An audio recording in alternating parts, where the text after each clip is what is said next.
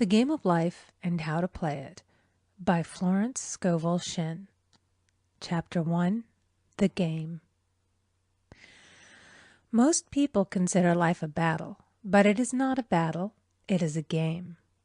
It is a game, however, which cannot be played successfully without the knowledge of spiritual law. And the Old and the New Testaments give the rules of the game with wonderful clearness. Jesus Christ taught that it was a great game of giving and receiving. Whatsoever a man soweth, that shall he also reap. This means that whatever man sends out in word or deed will return to him. What he gives, he will receive. If he gives hate, he will receive hate. If he gives love, he will receive love. If he gives criticism, he will receive criticism. If he lies, he will be lied to. If he cheats, he will be cheated. We are taught also that the imaging faculty plays a leading part in the game of life. Keep thy heart, or imagination, with all diligence, for out of it are the issues of life. Proverbs 4:23. This means that what man images sooner or later externalizes in his affairs. I know of a man who feared a certain disease. It was a very rare disease and difficult to get, but he pictured it continually and read about it until it manifested in his body and he died, the victim of distorted imagination. So we see, to play successfully the game of life, we must train the imaging faculty. A person with an imaging faculty trained to image only good brings into his life every righteous desire of his heart. Health, wealth, love, friends, perfect self-expression, his highest ideals. The imagination has been called the scissors of the mind, and it is ever cutting, day by day, the pictures man sees there, and sooner or later he meets his own creations in his outer world. To train the imagination successfully, man must understand the workings of his mind.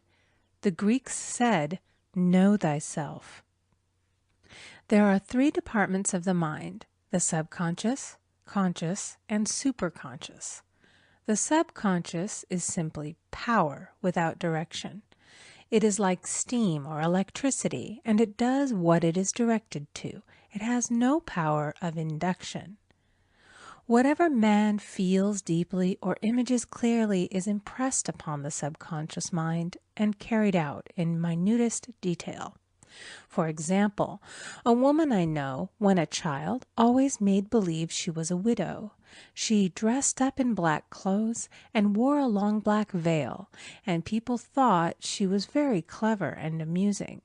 She grew up and married a man with whom she was deeply in love. In a short time he died, and she wore black and a sweeping veil for many years. The picture of herself as a widow was so impressed upon the subconscious mind, and in due time worked itself out regardless of the havoc created. The conscious mind has been called mortal or carnal mind. It is the human mind and sees life as it appears to be. It sees death, disaster, sickness, poverty, and limitation of every kind, and it impresses the subconscious. The superconscious mind is the God mind within each man and is the realm of perfect ideas. In it is the perfect pattern spoken of by Plato, the divine design, for there is a divine design for each person. There is a place that you are to fill and no one else can fill, something you are to do which no one else can do. There is a perfect picture of this in the superconscious mind. It usually flashes across the conscious as an unattainable ideal, something too good to be true. In reality, it is man's true destiny, or destination, flashed to him from the infinite intelligence which is within himself. Many people, however, are in ignorance of their true destinies and are striving for things and situations which do not belong to them and would only bring failure and dissatisfaction if attained. For example, a woman came to me and asked me to speak the word that she would marry a certain man with whom she was very much in love. She called him A.B. I replied that this would be a violation of spiritual law, but that I would speak the word for the right man, the divine selection, the man who belonged to her by divine right. I added, if A.B. is the right man, you can't lose him, and if he isn't, you will receive his equivalent. She saw A.B. frequently, but no headway was made in their friendship. One evening she called and said, "Do you know, for the last week, A.B. hasn't seemed so wonderful to me." I replied, "Maybe he is not the divine selection. Another man may be the right one." Soon after that, she met another man who fell in love with her at once and who said she was his ideal. In fact, he said all the things that she had always wished A.B. would say to her. She remarked, it was quite uncanny. She soon returned to his love and lost all interest in A.B. This shows the law of substitution. A right idea was substituted for a wrong one. Therefore, there was no loss or sacrifice involved. Jesus Christ said, "Seek ye first the kingdom of God and his righteousness, and all these things shall be added unto you." And he said the kingdom was within man. The kingdom is the realm of right ideas, or the divine pattern. Jesus Christ taught that man's words played a leading part in the game of life. By your words ye are justified, and by your words ye are condemned. Many people have brought disaster into their lives through idle words. For example, a woman once asked me why her life was now one of poverty, of limitation. Formerly she had a home, was surrounded by beautiful things, and had plenty of money. We found she had often tired of the management of her home and had said repeatedly, "I'm sick and tired of things. I wish I lived in a trunk." And she added, "Today I am living in that trunk." She had spoken herself into a trunk. The subconscious mind has no sense of humor, and people often joke themselves into unhappy experiences. For example, a woman who had a great deal of money joked continually about getting ready for the poorhouse. In a few years she was almost destitute, having impressed the subconscious mind with a picture of lack and limitation. Fortunately, the law works both ways, and a situation of lack may be changed to one of plenty. For example, a woman came to me one hot summer's day for a treatment for prosperity.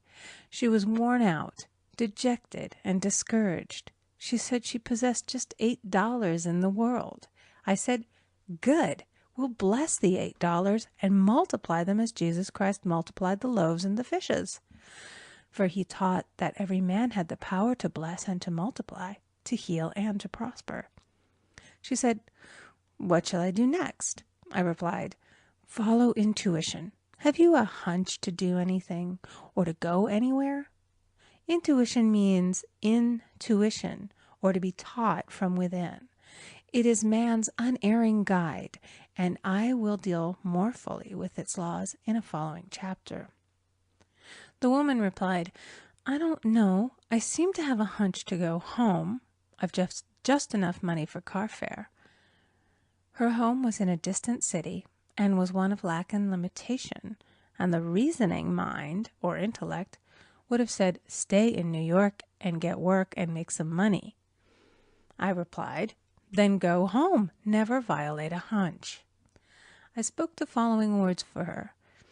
"Infinite Spirit, open the way for great abundance for She is an irresistible magnet for all that belongs to her by divine right." I told her to repeat it continually also. She left for home immediately, and calling on a woman one day, She linked up with an old friend of her family. Through this friend, she received thousands of dollars in a most miraculous way. She has said to me often, "Tell people about the woman who came to you with $8 and a hunch." There is always plenty on man's pathway, but it can only be brought into manifestation through desire, faith, or the spoken word. Jesus Christ brought out clearly that man must make the first move. Ask, and it shall be given to you. Seek, and ye shall find. Knock, and it shall be opened unto you. Matthew 7:7. In the Scriptures we read, "Concerning the works of my hands, command ye me." Infinite intelligence, God, is ever ready to carry out man's smallest or greatest demands. Every desire, uttered or unexpressed, is a demand. We are often startled by having a wish suddenly fulfilled. For example, one Easter, having seen many beautiful rose trees in the florist's windows, I wished I would receive one, and for an instant saw it mentally being carried in the door. Easter came, and with it a beautiful rose tree. I thanked my friend the following day and told her it was just what I had wanted. She replied, "I didn't send you a rose tree. I sent you lilies." The man had mixed the order and sent me a rose tree simply because I had started the law in action and I had to have a rose tree. Nothing stands between man and his highest ideals and every desire of his heart but doubt and fear. When man can wish without worrying, every desire will be instantly fulfilled. I will explain more fully in a following chapter the scientific reason for this and how fear must be erased from the consciousness. It is man's only enemy. Fear of lack, fear of failure, fear of sickness, fear of loss, and a feeling of insecurity on some plane. Jesus Christ said, "Why are ye fearful, O ye of little faith?" Matthew 8:26. So we can see we must substitute faith for fear is only inverted faith. It is faith in evil instead of good. The object of the game of life is to see clearly one's good and to obliterate all mental pictures of evil. This must be done by impressing the subconscious mind with a realization of good. A very brilliant man who has attained great success told me he had suddenly erased all fear from his consciousness by reading a sign which hung in a room. He saw printed in large letters this statement: "Why worry? It will probably never happen." These words were stamped indelibly upon his subconscious mind, and he now has a firm conviction that only good could come into his life, and therefore only good can manifest. In the following chapter, I will deal with the different methods of impressing the subconscious mind. It is man's faithful servant, but one must be careful to give it the right orders. Man has ever a silent listener at his side, his subconscious mind. Every thought, every word is impressed upon it and carried out in amazing detail. It is like a singer making a record on the sensitive disc of the phonographic plate. Every note and tone of the singer's voice is registered. If he coughs or hesitates, it is registered also.